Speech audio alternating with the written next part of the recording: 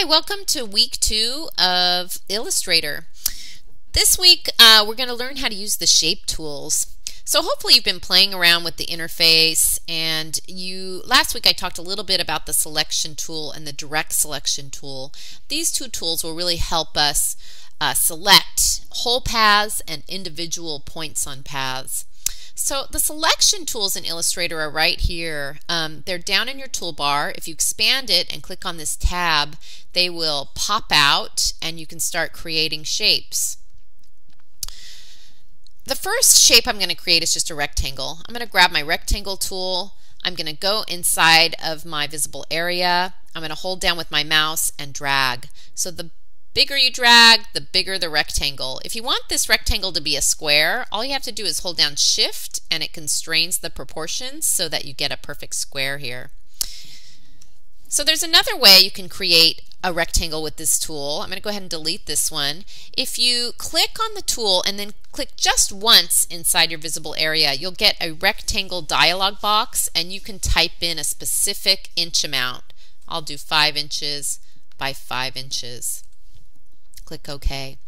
Notice my square is black, and also if you look at the toolbar you'll see that I have currently a fill of black and a stroke of black.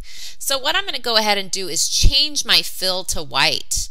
So if I click on the fill and go to my color palette, if you don't have your color palette visible on your desktop, go up to your window menu and scroll down and choose color. Sometimes it pops up over here, so you might need to find it. Look just for the color tab. Then I'm going to go ahead and if my foreground color fill is selected, I'm selecting my stroke so you can see the difference. Then if I click on any color in here, the fill will automatically become that color. I'm going to go ahead and click white for now.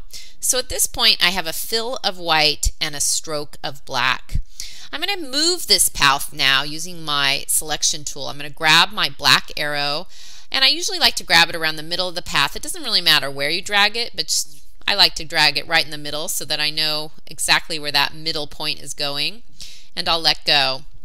So the way you move whole paths is with the selection tool.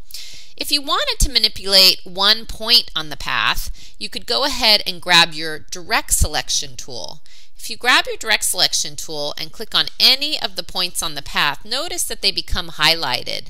This one is white, this one is black. This is an active point. This is a non-active point. If a point is active, you can then drag and manipulate that specific point on the path. If you want to make 2 points active, you simply hold down Shift, select another point, and you can click both points simultaneously, drag them up or drag them down. So selection tool, black arrow, direct selection tool, white arrow. Direct selection tool selects points on a path. The selection tool, the black arrow, selects the whole path. So I'll go ahead and use my selection tool again and drag this up so you can kind of see. And then I'll grab my direct selection tool, I'll click on another point, and I'll just pull that in a little bit.